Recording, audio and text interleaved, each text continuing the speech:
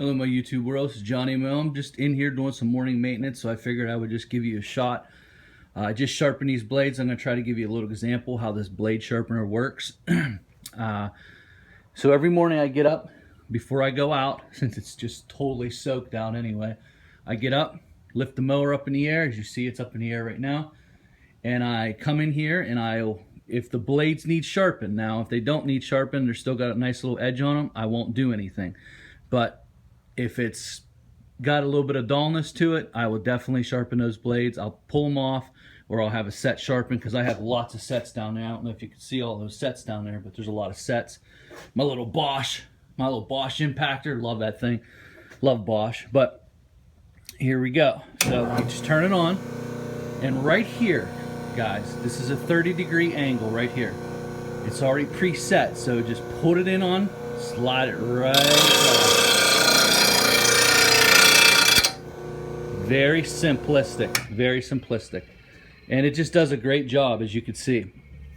So that's how that works. It's just a very simple design, 30-degree angle. You slide it across and it works fine. Get you sharpened.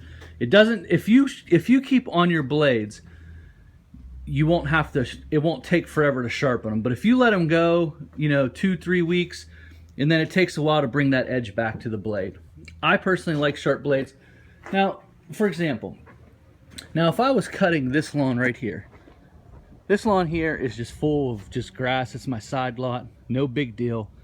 You will never notice a difference in the blades. Like, you can have dull blades and they'll chew that stuff up. No one will care. But when you do a high-end lawn that's totally fertilized and you have dull blades, it shows up in the grass blade very clearly. It'll turn the lawn almost white. It'll turn it, if they're really bad and they're chewing it up, you look out over the lawn, all you'll see, it's just a white tint or a grayish tint. It won't be green.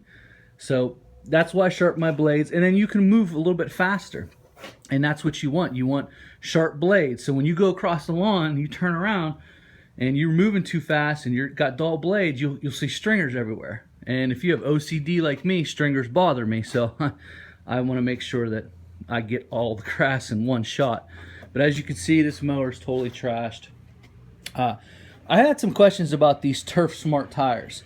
I have to say I do not like these tires. My next set of tires are going to be back to Turf Master. I don't like them.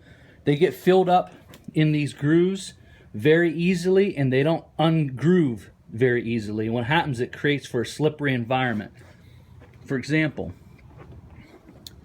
on this side, as you can see, I mowed with this, and they are jam-packed with grass and stuff. And what happens is this tire slips, so when you're on a hillside, you slip off. But here's what happens. You think just driving down the street like you would any other tire, it would just undo. But these don't undo as good, and I don't like it. I don't like it at all. I will be switching out those tires, and I will be emailing Ferris about that, because that's dangerous. So, had a request about my fall setup. My fall setup has definitely changed since last year.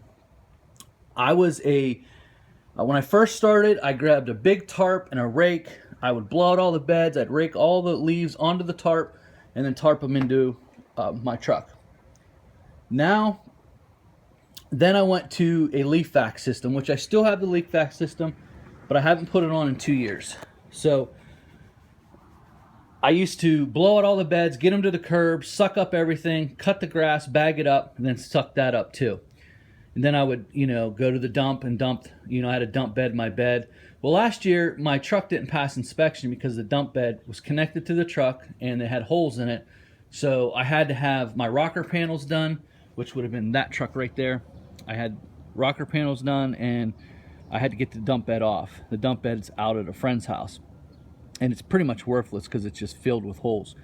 So I knew going into last year I had to do something. So a friend of mine opened me up to the possibilities of making one of these shutoff kits and just grinding up the leaves. And I thought, there's no way. I got property that got leaves everywhere.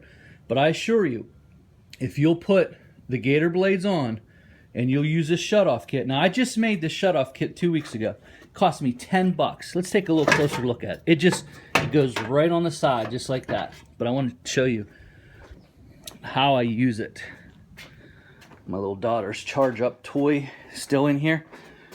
All right, so all I did is I took the brackets. This is the bracket from the rubber discharge chute. So all I did was take the bracket. I took the bracket, took the rubber out. I bought this metal at Lowe's. Okay, so I attached it using 1, 2, 3 bolts. I had someone bend it for me. They bent the metal for me, and then I just attached it using 3 bolts. So what'll happen, just like I had on the Toro, it'll go on, and then I'll hook it.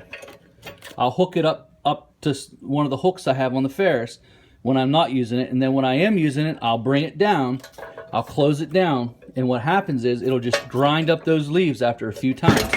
Now, to set it up and hook it, I used the same bolt that came out of the rubber discharge chute, and I used that same bolt system. I just drilled a little hole in it, and then I put this little cotter pin in. So that way I can easily take it on and off, so I can go from side discharging to bagging very quickly. So what I'll do is I'll grind them up the best I can. If there's anything left, I'll run the bagger over the lawn real quick. Very easy. There's really no need. With a little bit of ingenuity, there's no need to go buy a $600, $1,000, or $400 close-off chute. This works just fine. I'm not trying to mulch. Don't get me wrong. There's no mulching going on. This does not mulch. And I will say my Toro one worked better for some reason. This one here, it works, but there's so much discharge coming out of that discharge side that it leaves a pretty good mess. So it'll be interesting to see how well it works on the leaves. It did good on grass. You can see I just used it real quick on my friend's lawn because that's who helped me make it. But this cost me literally 10 bucks. I think the metal was $9.99, and that was it. We had bolts. I had bolts laying around. I didn't need anything. I had a discharge, rubber discharge chute. So that's what I do. I'll put the gator blades on, and which are over there on the wall, ready to go on. And I will also, here's something else, a little trick that I learned. Little Johnny Mo Seeks, giving away some Seeks now. All right, you can see there's 2 bolts here. There's 1, there's 2. That bolt holds this, they call this a turbo baffle. This helps discharge the grass. Without this, what happens is the grass will come around and it'll get recycled back through to that center blade and then come back through again.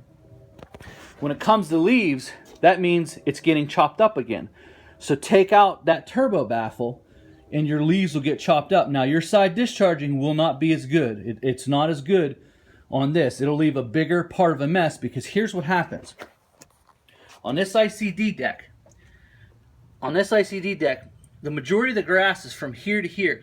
But on this, you'll have some throw out from here to here. So you'll have a lot of throw out from here to here when you take this little turbo baffle out. And what happens is it doesn't leave a pretty, not like fanned out over the lawn. So you're gonna have a lot of throw out here, but it'll be mulched up better. So if you're cutting high grass, unfortunately, you're going to have a little bit of a cleanup problem. So that's the unfortunate part. But when you're doing leaves, it's nice to have those mulched up. And generally, the last 2 weeks that you're cutting, it does not bother it because the lawns are generally cut down anyway. So I try to start cutting the lawns down first in November. Then by Thanksgiving, the last week, the lawns are already thin enough and you're not taking a lot off, so it doesn't really matter. But that's my setup. That's what I do for fall.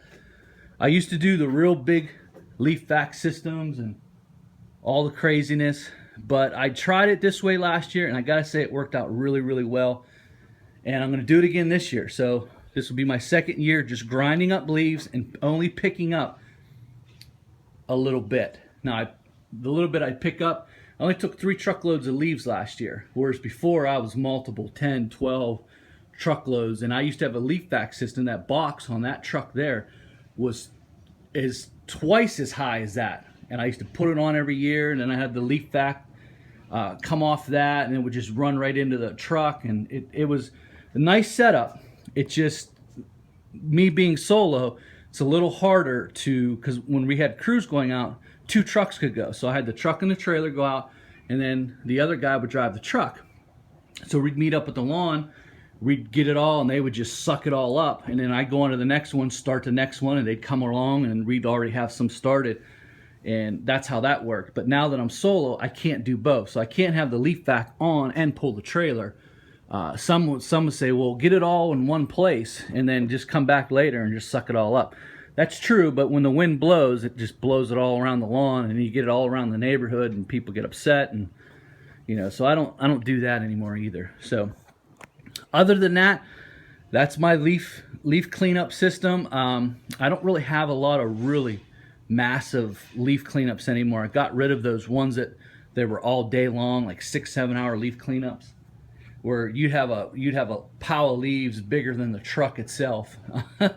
Some of the big ones I have are in woods, so I can just blow them into the woods. I have a Little Wonder, just blow it right into the woods, and that's it. And I suggest Little Wonder blowers over the Billy Goat before someone asks me. I like the Little Wonder blowers. I just think they're better. The Billy Goat is lighter, but I like the Little Wonder. In my testing, I felt that the Little Wonder blew leaves further than the Billy Goat. And with that split where the air comes out, the Little Wonder has a little split, so one part of the stream goes low, the other goes high, so that means it keeps the leaves moving forward instead of you're blowing underneath, and then what happens is it blows right back to you. So you're blowing underneath the pile. When it gets bigger, the leaves will actually come back to you. You're just making a little circular motion, which takes longer to move a leaf pile than it should, where the Little Wonder's constantly moving it forward. So that's my suggestion, Little Wonder versus Billy Goat. I know Billy Goat makes that little hand thing that it can go up and down. I think it adds hand fatigue. That's just my opinion. And I know my opinion isn't popular sometimes, especially when it comes to Scag mowers.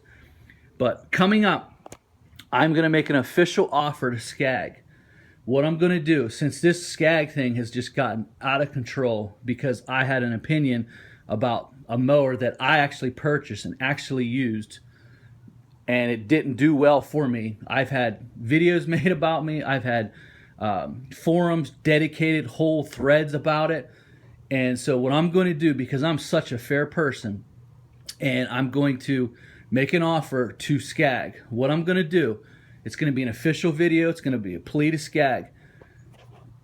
A lot of people said that my mower wasn't set up right or it didn't have enough horsepower. It had 29 EFI.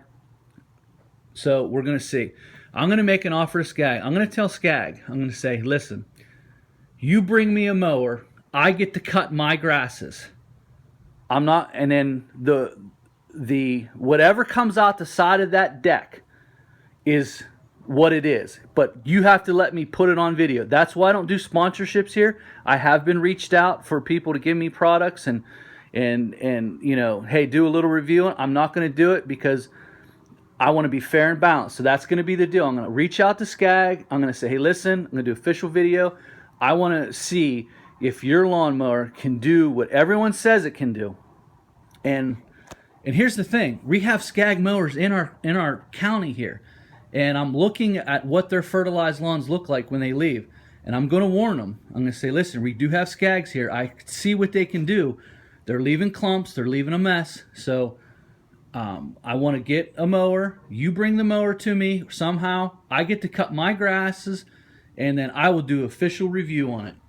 But the YouTube world gets to see firsthand what that lawn looks like. If I'm wrong, I will buy the mower, and I will feature that mower for a whole year. I will sell my Snapper Pro, and I will buy that mower. That's going to be the deal. So we're going to settle this once and for all. Hopefully they'll reach out and we'll see what they say. Scag's a great company, so I'm sure they'll accommodate. Now, I made this offer to Bop, that used to make walk-behind mowers way back, and they denied it because they are having issues cut quality, and I kind of knew they were going to, and they just didn't. Now they're not in business anymore. So, but that's going to be my offer. Stay tuned for that. We're going to put this Scag thing to rest. We're going to put it out on video. We're going to show the good, the bad, and ugly. See, here's the thing. I can admit when I'm wrong. I can say, hey, listen, this mower's cutting beautiful. So that's why I said I will make the offer. I will buy the mower and feature it the full year on my videos. Well, that's my time. If you have any questions, let me know. Talk to you soon.